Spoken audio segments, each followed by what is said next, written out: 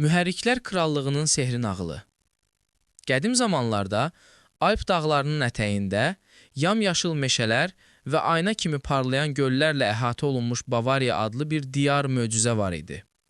Bu diyarın insanları adi sənətkar deyildilər.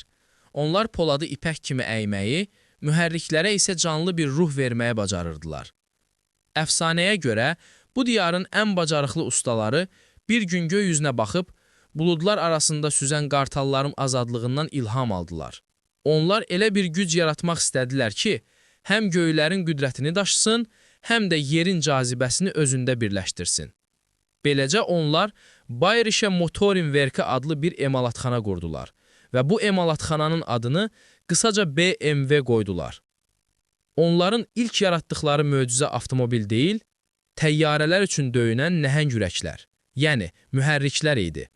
Bu mühərriklər o qədər güclü idi ki, təyyarələri buludların üzərinə, günəşə daha yaxın məsafələrə qaldırırdı. BMW-nin logosu da məhz bu göy sevdasından yaranmışdı. Fırlanan bir pərvanənin təsviri mavi səmanı və ağ buludları özündə əks etdirirdi. Bu onların göylərdə doğulduğunun rəmzi idi. Lakin bir gün gəldi, göylərin qapıları bağlandı və ustalara təyyarə mühərriki yaratmaq qadağan edildi. Onlar qanadları qırılmış bir quş kimi məyus oldular. Amma əsl sənətkar ruhu heç vaxt sönməz. Ustalar dedilər, əgər biz göylərdə uça bilmiriksə, o zaman yer üzündə elə bir möcüzə yaradarıq ki, insanlar özlərini buludların üstündəki kimi hiss etsinlər. Beləcə, onlar bütün bilik və bacarıqlarını toplayıb, yer üzündə hərəkət edən sehirli arabalar, yəni avtomobillər yaratmağa başladılar. Hər bir BMW avtomobili sanki göylərdən enmiş bir ruhun parçası idi. Onların hamısının ortaq bir nişanı vardı. Ön tərəfdəki iki hissəli, sanki bir cüt böyrəyə bənzəyən radiator barmaqlığı, bu onların eyni nəsildən gəldiyini göstərən bir ailə möhrü idi. Zamanla bu sehirli ailə böyüdü və hər bir üzvünün özünə məxsus xasiyyəti oldu. 3 seriyası ailənin cəsur və gənc şahzadəsi idi. O şəhər küçələrində bir rəqqas kimi süzür, dağların dolanbaz yollarında isə bir ceyran kimi qaçırdı. Onun ruhu azadlıq və macera ilə dolu idi. Sükanı arxasına keçən hər kəs özünü nağıllardakı igid qəhrəman kimi hiss edirdi. 5 seriyası krallığın müdrik və alicənab kralı idi. O, gücü və zərifliyi özündə birləşdirirdi. Nə çox iddialı, nə də çox sadə idi. Həm uzun səyahətlərdə ailəsinə rahatlıq bəxş edir, həm də vacib görüşlərə gedərkən sahibinə xüsusi bir hörmət qazandırırdı.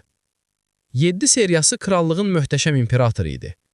O, sarayların dəbdəbəsini və ən son texnoloji möcüzələri təkərlər üzərində daşıyırdı. İçərisinə əyləşən insan sanki uçan bir xalçanın üzərində səssiz və rahat şəkildə səyahət edirdi. O sadəcə bir avtomobil deyil, gücün və zənginliyin simvolu idi.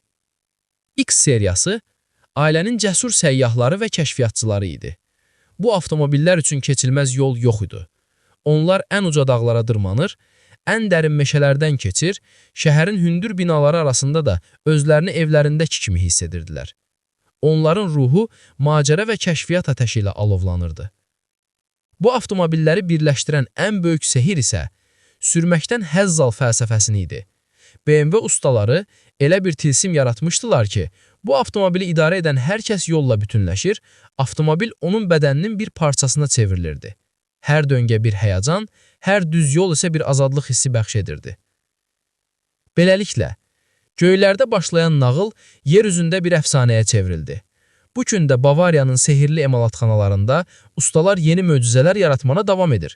Hər yeni modellə bu nağılın yeni bir səhifəsini yazırlar. Və bu nağıl təkərləri fırlandıqca, mühərrikləri nəğmə oxuduqca əbədi olaraq yaşayacaqdır.